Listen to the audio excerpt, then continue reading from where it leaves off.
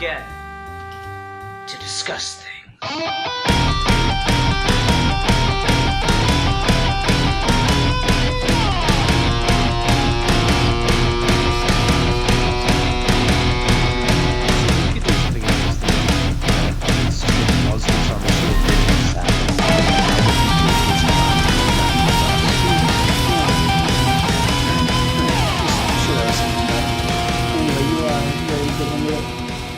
Let's give it a go. All right. Hi, everyone. Welcome to another episode of Geeky Gentleman Character Discussions, where for some fucking reason we can't stop talking about DC characters. I'm Sid Partu. Joining me today is... Geek for fun, and don't play coy. We know exactly who the reason is why we can't talk about these DC characters, Ian. Yeah, Alfie, why do you keep choosing DC characters and not pick anyone else? Like, what the hell? You're such a bad person, and you should feel bad about yourself. Well, I'm just a DC shill, so fuck Marvel. Yeah. Anyway, today we're talking about Dr. Psycho, who is he's probably one of the more well-known Wonder Woman villains. He's not like Ares or Giganta or Cheetah, but he's up there. I guess he'd be like Penguin level of notoriety for Wonder Woman villains. Where, like, a lot of people have heard of him and maybe even seen little, like, versions of him here or there, but, like, don't really know anything about him. Like, I feel like Dr. Psycho is like 10 seconds away from being, like, having everything about him in the public consciousness just being known from, like, one bad interpretation, kind of like the Penguin with Danny DeVito. Yeah, like, if you turned up one of the Wonder Woman movies and it was just a complete... travesty, that's all he'd be known on. It's because he's got that malleable quality where he's just a name in the public consciousness, but people don't know his shtick. Yeah, pretty much. Which makes me worried about how he's going to be presented in the Harley Quinn animated series of the DC app, because there's like a clip of him in that, and I'm like, uh-oh, what's this gonna turn into? His song Scoop. Oh, I don't know. So anyway, I recently read Wonder Woman Earth 1, Volume 2. I was about a year late on that one. And I really liked the presentation for Dr. Psycho in that. And I will also acknowledge it's really not much like anything else done with Dr. Psycho. So I just thought it'd be kind of interesting to talk about the character. So, Shot in the dark, you know jack shit about Dr. Psycho. I know only from Wonder Woman Earth 1 Volume 2 and DC Universe Online video game where he's a boss fight in that. Those are my two exposures. What's he like as a boss fight? I'm genuinely curious. So he's got control of Supergirl, Zatanna, and like all the female DC heroes in that game. And you fight on one at a time. You fight on one at a time, and then when you get to him, you take him out in one punch. I mean, I can't lie. That's actually a pretty good move for him. So yeah, Dr. Psycho sounds like super edgy and stuff, but it is actually somewhat clever because he does use hypnosis and like takes control of people's minds. That is his thing. He's a mind control villain. And it's funny, I don't know a ton about Dr. Psycho either. Like, I've read him here and there, but he is one of those characters who just doesn't show up very often. And I feel it's reasonably because he's a really unique threat, but he's a hard threat to do in a way that's not like, okay, and this is just a traumatic event that's going to happen for this character for the rest of time. Because... we did it with Dr. Psycho, and the thing that he is most known for in the comics is he's a rapist. And it's just one of those things that's like, oh, it crosses a certain line. The Joker can commit mass murder all fucking day. The second a villain rapes someone, it crosses a threshold, and it makes him so you can't have... really, like, you get a sick thrill out of Joker, murdering people in hilarious ways. You can't do the same once you have a character become a rapist. It just makes it immediately uncomfortable in a way that just limits the amount of storytelling you can do with him and the amount of the creators who are A, brave enough to tackle that, and B, competent enough to actually write that. And that's the thing, is like it sounds like one of those moves where it's like, oh, we need to make our villains super evil and edgy, and so, you know, the Joker's a mass murderer, and Lex Luthor's the ultimate bastard capitalist, and Dr. Psycho used his mind control powers to rape someone. And like, it does sound like it's in that wheelhouse. Having it, I think I read the story once, like years ago. That being said, I think it is a really logical place to take that character if you want to do a more grim, serious interpretation. But again, it does take like a certain... because it's such just a serious topic, it does take just a certain level of the enjoyment, the fun, the whimsy out of a comic. Like, and I think that's a weird thing, and it's kind of, this is such a different topic, but so I'll say this real quick, and then we'll just move on a little bit. But it's weird to say that it's like, oh, rape is such a serious topic, when it's like, yeah, but like murder is totally fine to do. You can do fun, whimsy murder. And yeah, it's this weird disconnect, and it's such a weird thing, and I don't really have much of a logical argument for it. I just think there is a distinction. And so I kind of want to move on from that side of the topic. But I do legit feel like, as much as it sounds like just, yeah, edgy, it does work for like a logical thing to do with the character. I feel it was done better with another character in another universe, and that's the Purple Man. Yeah. That's the unfortunate thing, is like Dr. Psycho's kind of got a shtick that's like legitimately you can use it and you can make it really dark and arguably do interesting things with it. And rape is of course a threat that all people are subject to, but women in particular are, and having Wonder Woman fight someone like that, or fight someone who has committed that as like a recurring villain is, it's a reasonably smart thing to do. It's something that I feel is particular to women's issues, and it is using, again, diverse characters for diverse reasons. Batman beating up a rapist is all well and good. When Wonder Woman does it, it's got a little bit more meaning behind it. But unfortunately, again, it creates this very awkward weight on the character that makes him less touchable and less malleable for other stories, you know?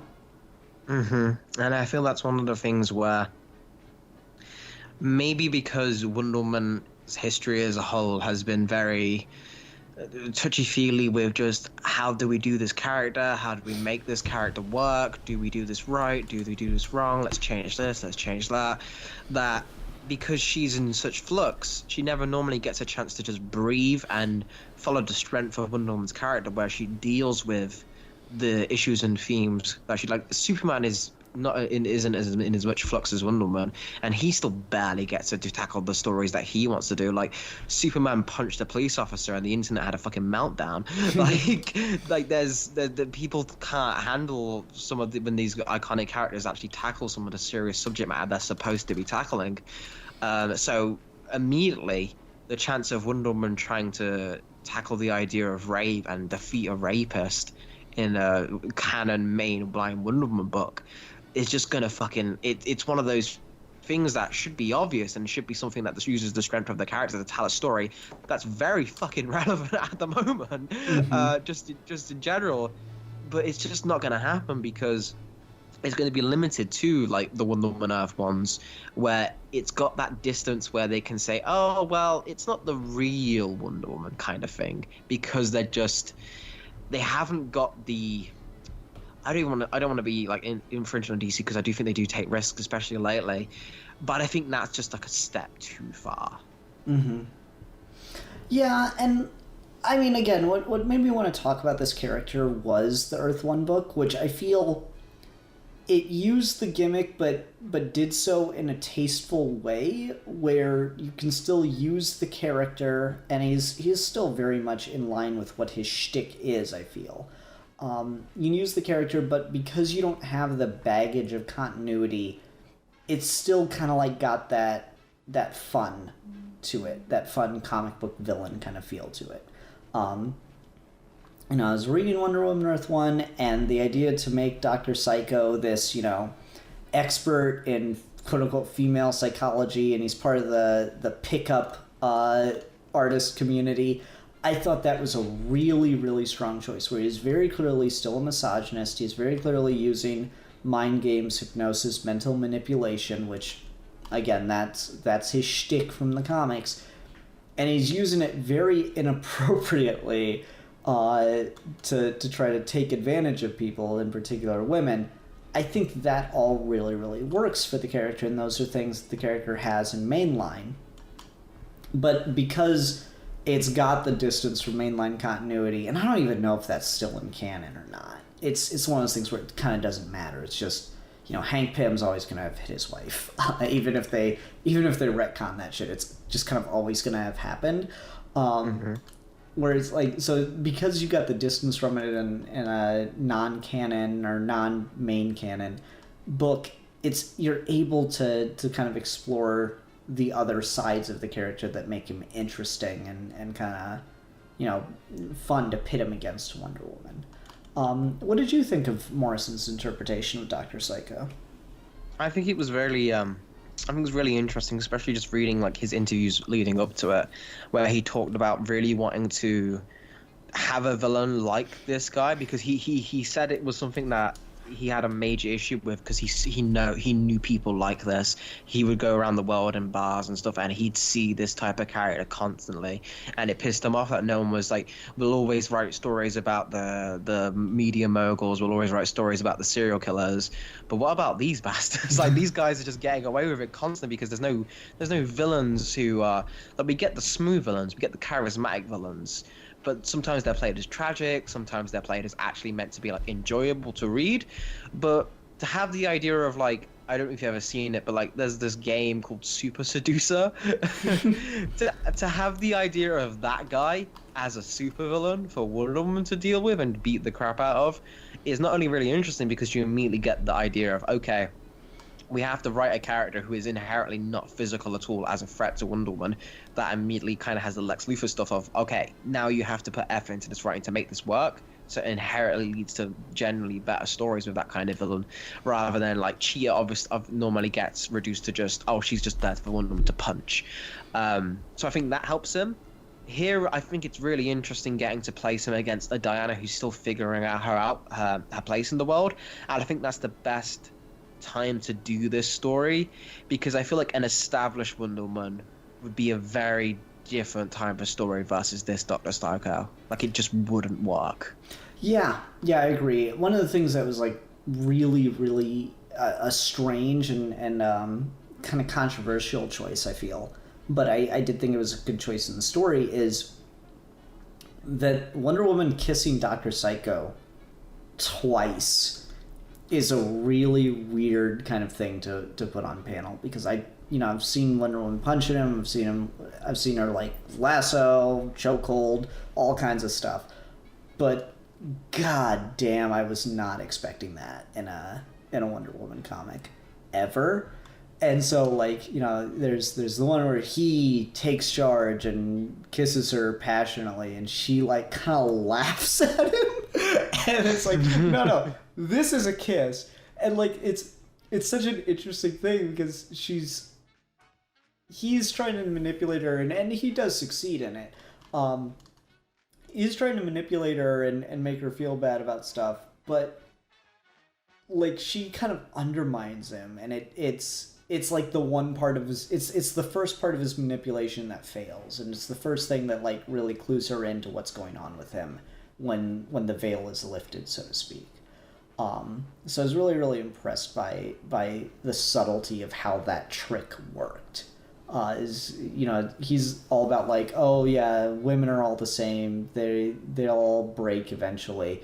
And she kind of just, you know, undermines that left and right on him. Even though he does kind of get, you know, control over her. He does get a win on her. He does succeed in manipulating her. And I think you're right. It doesn't work if it had been like a, you know, she's been doing this for 10 years or whatever. It does need to be early days Wonder Woman. And I think there's something to that where this is a Diana who is faced with a threat where she's still very malleable. She's still very much learning and fascinated by new things of man's world, and she's still kind of in this state of, okay, I want to try some new things. I want to see what's out there. She's very free love kind of way. So it does make sense that even if she's met Steve Trevor, she's not 100. She's still like open to the idea of, well, I want to see who's out there. And the way he presents himself, it's very convincingly by Morrison that he's planned out every single way he approaches it, like fulfilling every single romance novel trope possible to try and appeal to that kind of psychology. And I guess it would depend, like, again, I really want to talk to actually like some female readers who have read this book to see how they'd feel like, because it's very hard for me to get into that mindset and like truly appreciate, does this work? But how he's portrayed in this, when he tries to put up, I think it's convincing enough that he could, because it's not one of those things where it's demeaning. It's one of those things where like he's a DC supervillain, so he's just that good. Is how it's portrayed. Like it's not one of those things where like people are lesser because he's getting away with it and like anyone could do this. It's like no, he's got like that Riddler type level of, he's ridiculous level of predicting shit and making things work and stuff. And I think that, and he's obviously got the hypnotism going for him, and I think that works in making all of this justifiable. But like I say, I've only got my perspective as straight white guy, so I don't know if this, how demeaning some people could take this to Wonder Woman, which I'd be curious to hear. Yeah, it is one of those things where like Wonder Woman's one of those characters really tricky to write drama for her. Like everyone talks about, oh, it's so hard to write drama for Superman because he's so powerful. And you could make the same argument for Wonder Woman, but like it's harder to write drama for Wonder Woman because if you put, she's such a intrinsically political character that when you put her into typical character drama peril, if she's falling for it, you risk making the statement that like political group that Wonder Woman represents, i.e. women, are gullible, are naive, are stupid, and fall for this crap. And it's like, it is kind of hard to walk that line and go, she is a symbol, yes, but she is also a fictional character, and we're telling a story about her. So you kind of need the conceit that she can fall victim to this stuff, just like anyone else. It's a really tricky thing to write for Wonder Woman sometimes, especially because she is, like, there's this notion that Superman's always supposed to have all the answers, but part of the struggle of the character is he knows that about himself, but he knows that he doesn't. Wonder Woman's written very much the same way, where she's supposed to have all the answers, and the thing is, she knows that about herself, and she knows that she does. So that's the really, really difficult thing. It puts, I think Wonder Woman is one of the hardest characters to write in comics, to be honest, and I think that's why so many people struggle with her, because she's got everything that's intimidating about Superman to the max. So yeah, but to wrap back to Dr. Psycho and kind of get away from Earth One, I do think that is a really, really strong take, and I'd be happy if that was just the take that like dominated throughout. That being said, there are still things I like about the character in mainline canon, and other things that are like, I see what you're going for, but it's a little ableist. What do you think of his design in mainline canon, given that he is a little person? Yeah, that's one of those things that is in the DC Universe Online game, and there's a cutscene in that after you beat him where it kind of like, every time you beat a villain in that game, it gives you like a brief backstory on who they are. And there's a thing in that where he's he's directly next to like Superman, Batman, like all the typically impossibly physique, like beautiful, like statuesque superheroes, like those type of bodies, and he's like this tiny little guy, and he's got a line in that way. He's like, it's not fair, they got all the women kind of thing, and then it ends with his dream. He's sitting on the throne with like Harley Quinn, Poison Ivy, and every female superhero like all like showering him with gifts and everything, and like that's his dream, is to be the big man and have everything. Like he's got that alpha male design, and I think that's one of those things where like it makes sense for that character to, if you're gonna give some of those attributes, like it makes sense to have the villain who's small but wants to be big, like it's the Napoleon complex thing, like Vegeta and stuff have that kind of trope. So I think there's something to that, but I do agree you can kind of run into that territory where you're like, oh, he's evil because he's not built like a superhero. Mm-hmm. And like it is, again, it's very in particular that like it's not that he's just short or something, because fucking I'm short. Is specifically that he is a little person. And that's where it's like, you're getting into that trope of like the physical, what's the word? Forgive me since it's late and I'm having trouble thinking words. The physical deformity is the reason he's evil kind of thing. Yeah. And I'm like, it's one of those things where I don't always hate that trope. I do agree that trope can be and often is extremely ableist, and I don't necessarily have an argument for why it's not with Dr. Psycho. I didn't used to think of it that way, though. But I think that might just be, social conditioning. The idea of Dr. Psycho being a little person and that so heavily affecting him, and kind of creating his hatred toward women, I think can actually really work, and you can make an argument for it. And to be fair, I don't know if someone has or not. I think if what you go for is Dr. Psycho is a little person and is kind of just, due to the nature of the society we live in, is seen as less than, as not masculine, yada yada. I think if you go with that and have him take those perceptions and blame women for them when really he should be mad at society for viewing people with physical disabilities that way, I think that creates an interesting character. I don't think that's what's done with him. I feel like we have a character whose like whole premise is he hates women, and then you go backwards from there. It's like he hates women because he's short. He hates women because he's got a physical disability. And it should really go the other way around.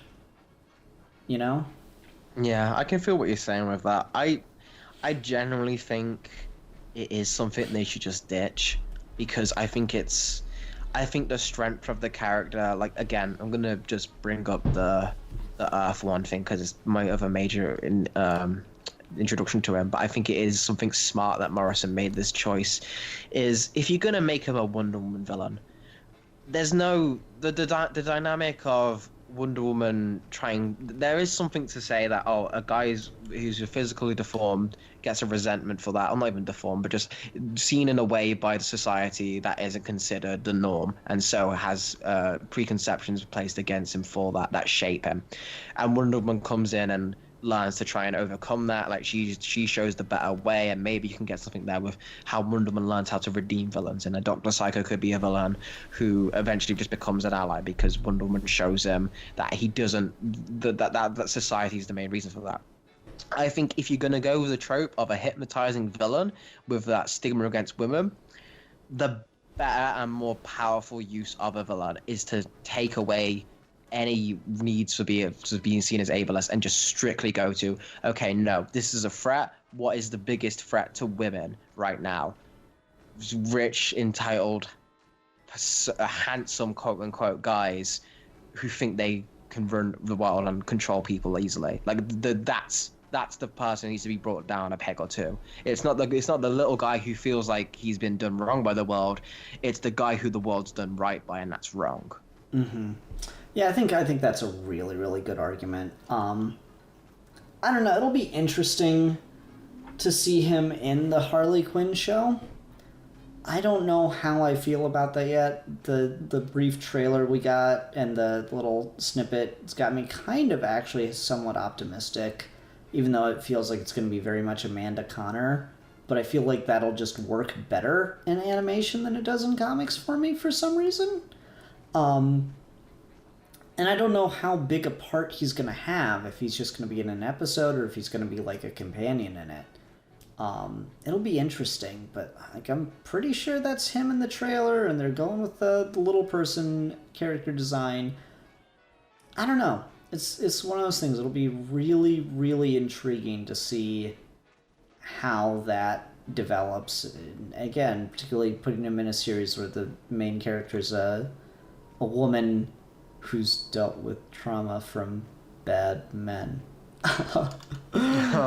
Yeah, and also she's a psychologist. I don't know how far they're going to lean into that versus Dr. Psycho's hypnotism. I don't know. It's one of those things, it's like always with Harley Quinn. There's a lot of potential there if you think about it for 2 seconds. Is it going to be utilized? Yeah, are they going to think about it for 2 seconds, or just be like merchandise? Or is it going to be just short jokes? Yeah.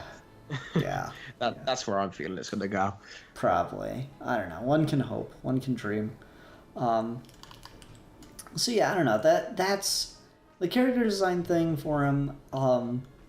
Again, as problematic as the stuff is, it is kind of cool. I do think there's like a cool idea to that, to have like this short dude who's got so much power. Again, you mentioned him as like the boss fight in DC Universe Online, and he like takes control of female supervillains and superheroes to fight you with. I think that's a really cool dynamic, and to get that kind of like Wizard of Oz behind the curtain thing is kind of a cool subversion of expectations. If it was utilized, again, if you didn't have the baggage thing, if you didn't have like ableist subcontext, there's some stuff there that kind of works. There's like some visual cues there that are really cool and unique.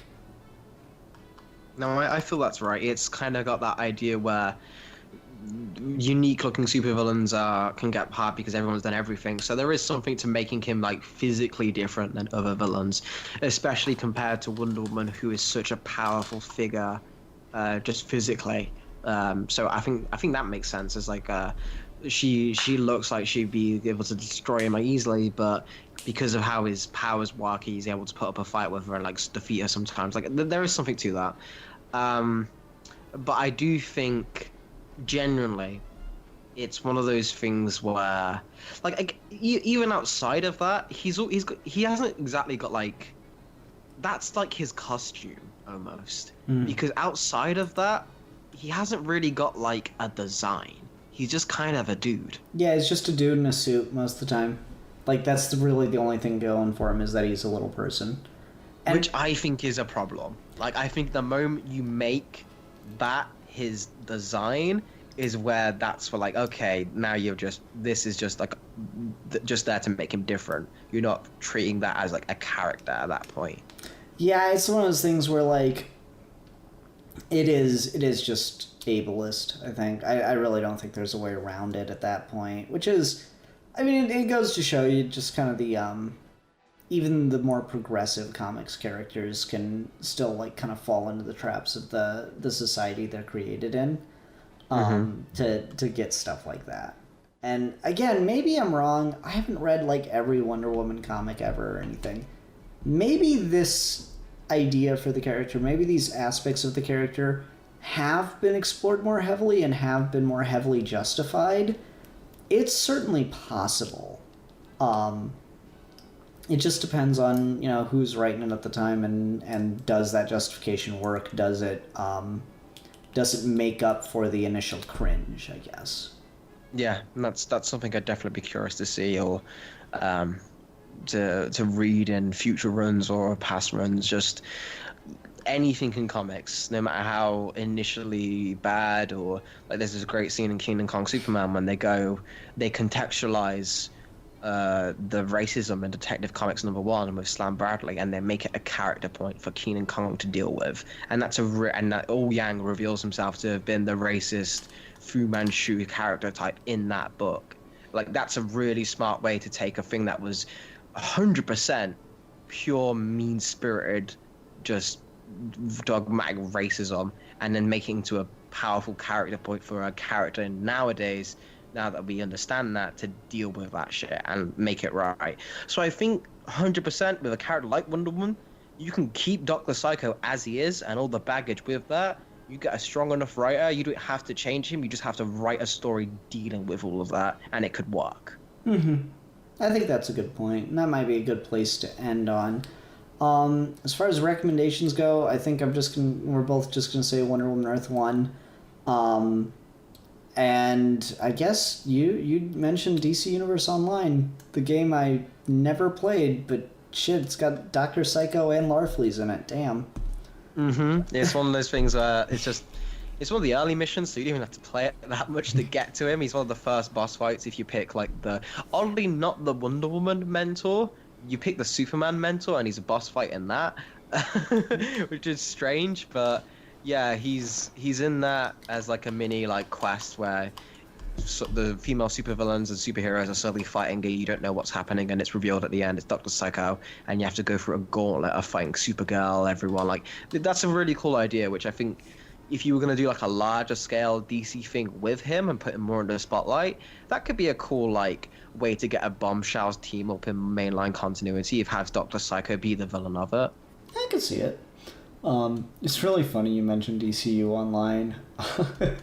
So you know the DC streaming app is like not available on like anything that it should be. Like, it's not on PS4 and all that stuff. So I was scrolling through Twitter one day, and it was like, DC Universe now online, coming to Switch. I'm like, oh sweet, they're gonna put the app on the Switch. And then I click the trailer. It's a trailer for DC Universe Online, a game that's like 9 years old, coming to the Switch. And I'm like, why? Yeah, strangely that still gets like they updated that to give everyone the rebirth designs, which was like weird. Yeah, wow. God, that game like had some staying power, I guess. Alrighty. Anyway, all right. So Alfie, who are we gonna be talking about next time? And I'm gonna put a new rule. You're not allowed to pick a DC character, because this is all your fault. Wow, gee willikers, if only I had seen this comic, you mean boy. Okay, how about we talk about... Everyone's favorite part of the episode? This is just the best part of the episode. Yeah, have you done one on Knuckles the Echidna? Nope. Let's do Knuckles. Alright. Because he doesn't chuckle. Shut the fuck up. Get out. Likes to flex his muscles. I'm gonna kill us Here both. I come! Until next time, I'm the Philosopher. And I'm a geek for fun. And we are your geeky gentlemen, and we will be discussing things.